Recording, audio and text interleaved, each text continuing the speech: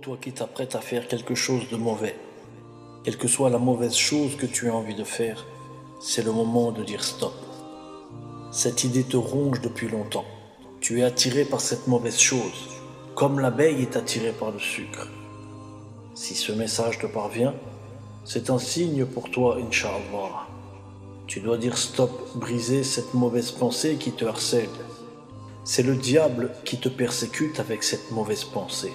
Le diable n'est pas bon. Il n'est pas charitable envers toi. Allah t'a donné les moyens de combattre toute passion. Celui qui n'est pas marié et qui est au bord de la fornication, s'il jeûne comme il faut, il sera préservé de la fornication, Inch'Allah.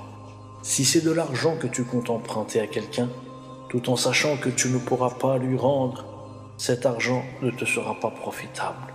Il sera source de malheur pour toi. Si c'est un lien de parenté que tu comptes couper, alors là, stop.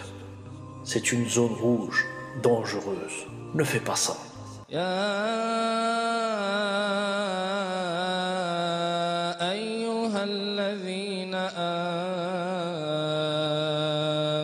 استعينوا بالصبر والصلاة إن الله مع الصابرين.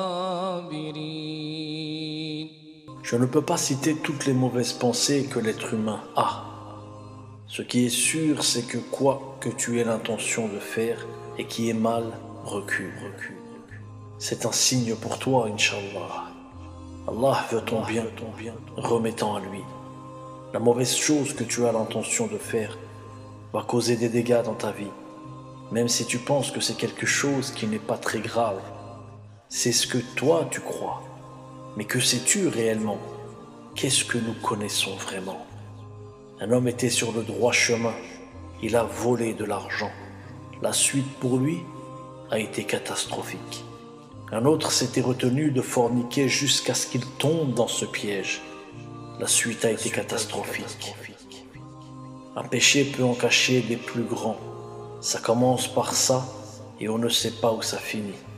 Crois-moi, des histoires dramatiques que tu ne connais pas, dont tu n'as même pas idée, que tu n'imagines même pas. Bien sûr, beaucoup de gens pensent qu'une action n'a pas trop de conséquences. N'en a même pas du tout. Mais ça, c'est juste dans leur imagination. Je jure par Allah le Tout-Puissant que des gens ont commencé à faire des péchés et ces personnes se sont retrouvées dans des choses que vous ne pourrez jamais imaginer de votre vie.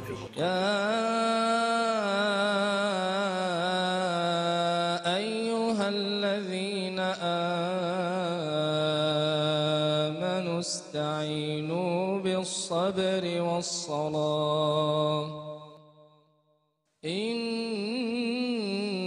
الله مع الصابرين. Tu peux passer de pieux à plus grand mécréant de la terre. Méfie-toi, ne sous-estime pas un seul péché. Celui-ci, là, il était tranquille dans sa religion. Une idée le perturbait, le harcelait. Une mauvaise idée. Il est tombé dans le piège. Le résultat a été catastrophique. Après, pour s'en sortir, c'est très difficile. Et en plus, tu vis avec le remords d'avoir commis cette mauvaise action. Parce que le diable, après le péché qu'il t'a poussé à commettre, ne te laisse pas en paix. Il te fait culpabiliser, il te harcèle avec ça. L'essentiel, c'est que tu souffres. Il veut te faire souffrir, quitte à te faire culpabiliser de ce que tu as fait. Il veut juste te voir souffrir. Allah Azza wa Jal dit dans une traduction rapprochée: y a-t-il d'autres récompenses pour le bien que le bien? Fais le bien, tu auras le bien. Fais le mal, tu auras le mal. Ne pense pas que tu passeras à travers le mur sans aucun dégât. Le péché que tu vois petit peut te conduire dans un puits très profond. Des mauvaises pensées, nous en avons tous. Le diable nous harcèle du matin jusqu'au soir. Certains arrivent à gérer à cause de la pratique de l'islam, la lecture du Coran, le dhikr, la prière, etc. Quant à ceux qui sont moins actifs dans ce domaine, ils seront plus sujets au harcèlement d'Iblis. Quand tu pries, quand tu jeûnes, quand tu lis le Coran, Quand tu fais du dhikr, tu construis un mur qui est difficile à casser. يا أيها الذين آمنوا استعينوا بالصبر والصلاة إن الله مع الصابرين. Si tu ne fais rien, tu laisses la voie libre. Lorsque le cœur est malade, c'est dur. Ça touche même ceux qui font beaucoup d'adoration. Lorsque le cœur est malade, c'est très difficile. Même si tu fais beaucoup d'adoration parce que tu ne les fais pas sincèrement, tu n'es pas concentré, ton cœur est malade, tu n'es pas à 100%. Tu as un problème dans ton cœur. La passion est montée jusqu'au cœur. C'est pour ça que parfois certains te disent « Je lis le Coran, je prie beaucoup, je jeûne, etc. » Mais mon cœur est toujours malade. Je ne cesse de penser à des choses malsaines. Allah nous apprend à travers son noble livre que tout ce que l'homme reçoit comme malheur, c'est à cause de ce qu'il fait. يا أيها الذين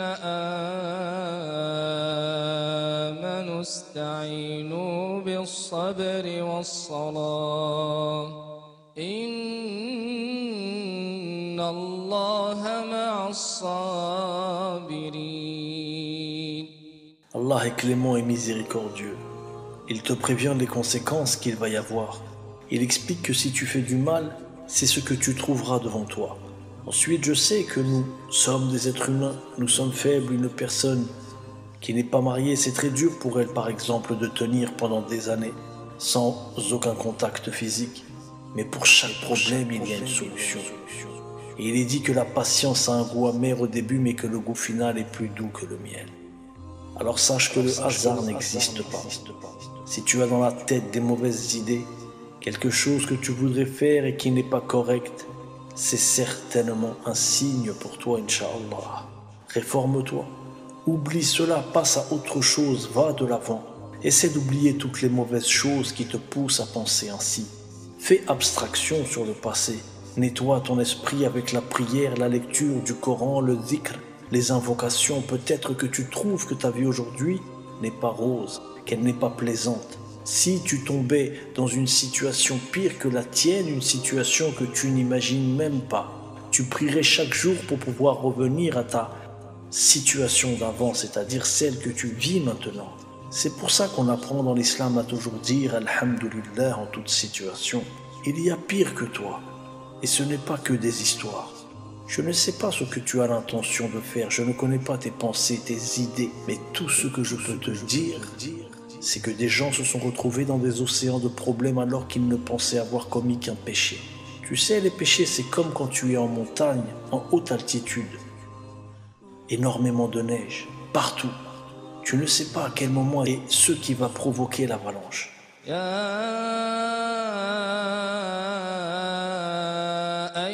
الذين آمنوا استعينوا بالصبر والصلاة إن الله مع الصابرين. Ceux qui ont vécu des choses très graves à cause des petits péchés pourront te dire, pourront te raconter leur histoire. On a demandé à un homme pieux: comment fais-tu pour te passer de ce monde? Comment fais-tu pour être dans une adoration constante, éviter les péchés?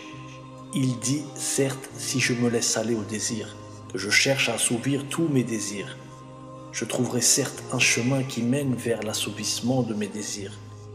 Mais je suis trop pauvre pour payer la grande facture qui m'attend après. C'est-à-dire, lui dit-on, il dit la colère d'Allah qui me mènera dans les ténèbres du tourment. Tout ça pourquoi? Quelques minutes, quelques heures, quelques instants de plaisir éphémère? Non. C'est comme si je possédais la terre entière et qu'Iblis venait me proposer un grain de sable et me demandait de lui échanger. L'affaire n'est pas du tout équitable. Alors je patiente car l'enjeu est trop énorme. Il se peut qu'aujourd'hui tu fasses partie des gens qu'Allah aime et à cause d'une mauvaise chose, il te déteste. Il se peut que tu perdes cet amour et quand tu regardes bien, est-ce que le deal est équitable? Bien sûr que non. Jamais au grand jamais. Contre quoi troquerais-tu l'amour d'Allah? Rien du tout en vérité. Cette vie est un long couloir, à la fin de ce couloir, ton éternité t'attend. La défaite ou la réussite. Si tu as l'amour d'Allah, tu as la réussite avec toi. Sinon, dans le cas contraire, tu sais ce qui t'attend. C'est comme si on te disait tu dois rester 1 an sans faire une seule bêtise et après cette année d'abstinence, tu vivras heureux le reste de ta vie. Vient le dernier jour et tu flanches. Est-ce que ce n'est pas idiot? Il te restait 1 jour. Sache que cette vie est comparable à ce jour. La vie passe très vite, même si elle nous paraît longue pour le moment. L'un des plus grands bienfaits est la patience. أيها الذين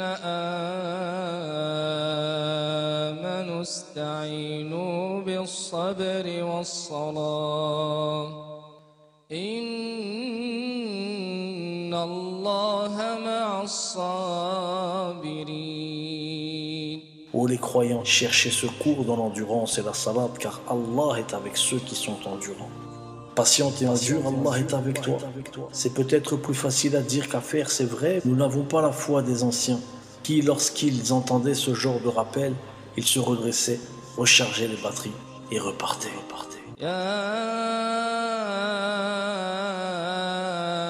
أيها الذين آمنوا استعينوا بالصبر والصلاة إن الله مع الصابرين.